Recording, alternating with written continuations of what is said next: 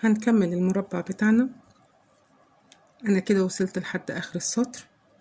هشيل العلامة بتاعتي بتاعت السطر الاولاني وهدخل فيها تحت الحلقتين كده بالشكل ده، وهسحب الخيط وهطلع من الحلقة اللي على الابرة، وهفضل شغالة بنفس اللون عشان انا هنوي السطر.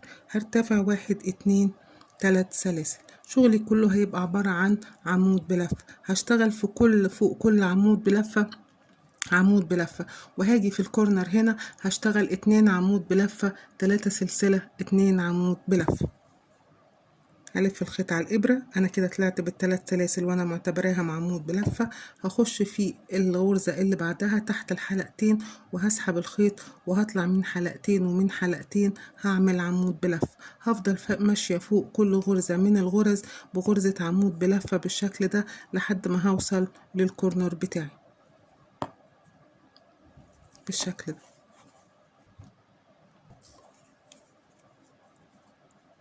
هلف الخيط على الإبرة وهخش من غرزة من تحت الحلقتين وهسحب الخيط اهو، وهسحب الخيط وهطلع من حلقتين ومن حلقتين على الإبرة. هلف الخيط على الإبرة وأخش تحت الحلقتين وهسحب الخيط وهطلع من حلقتين ومن حلقتين.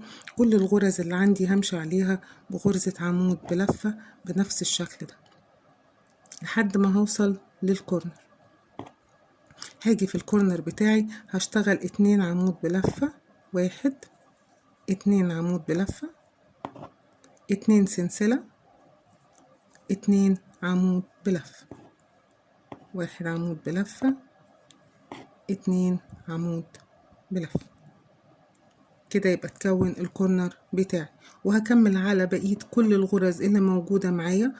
همشي هخش تحت الحلقتين وهشتغل على كل العمدان اللي موجودة بعد كده على فوق كل عمود بلفة عمود بلفة لحد ما هوصل للكورنر التاني. كده احنا كونا اول كورنر. هنمشي على كل الغرز دي عمود بلفة، وهنيجي هنا نعمل 2 عمود بلفة، 2 سلسلة، 2 عمود بلفة، وهنفضل شغالين على الاركان كلها لحد ما نخلص المربع.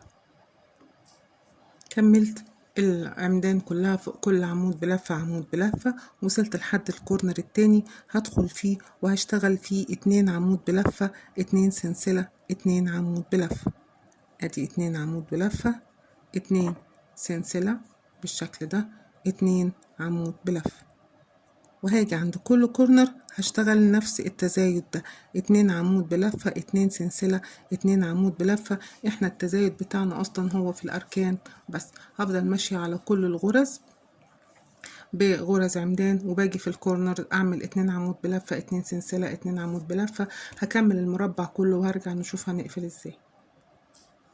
كملت المجموعة العمدان التانية، وصلت للكورنر رقم 3 برضو هشتغل فيه 2 عمود بلفة، 2 سلسلة، 2 عمود بلفة. ادي 2 عمود بلفة، 2 سلسلة، و2 عمود بلفة.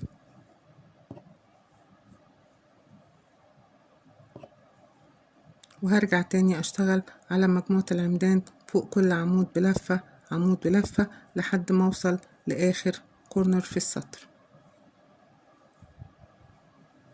بالشكل ده. كملت السطر كله وصلت لحد الاخر. في ملحوظة، ده الحجم بتاع المربع اللي انا عايزاه للمشروع الشغل اللي انا بنفذه بالشكل ده.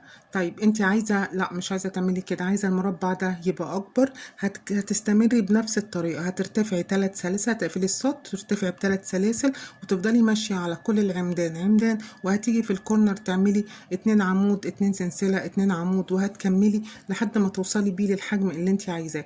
انت مكتفيه بيه بالشكل دوت. دي حاجه على حسب ما انت هتنفذي. وفي جميع الحالات لما بنخلص السطر بتاعنا بنقفله ازاي عشان يبقى الشغل بتاعنا كويس؟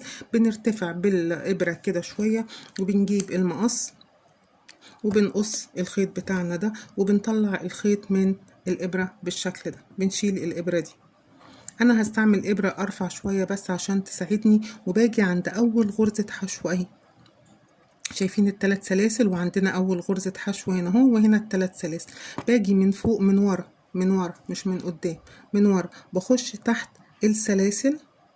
اخر سلسلة في السطر انا كنت داخلة فيها بالشكل ده بشكل معكوس كده من فوق، بخش تحت الحلقتين بتوعها، دور عليهم بس بالراحة كده، واخش تحت الحلقتين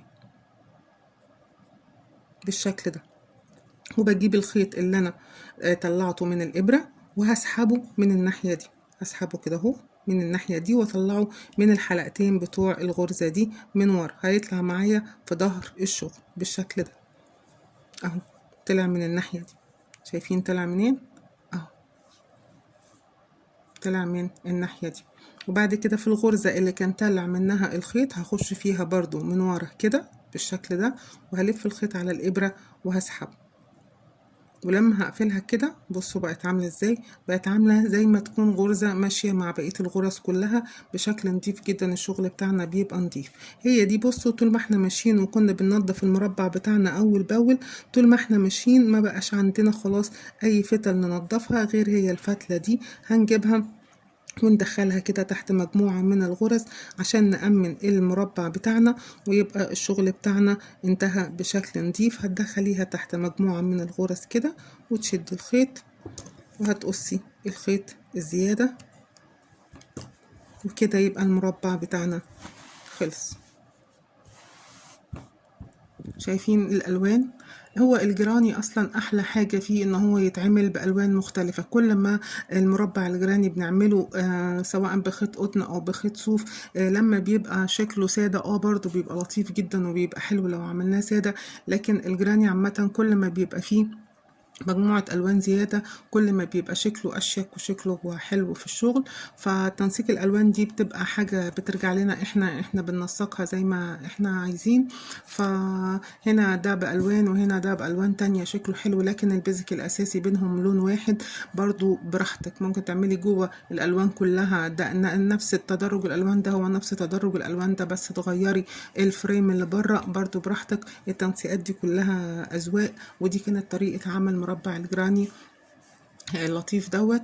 واشتغلوا واتبسطوا بشغلكم. ولو في اي كومنتات سيبوها لي في صندوق سيبوها لي في التعليقات وانا هرد عليها.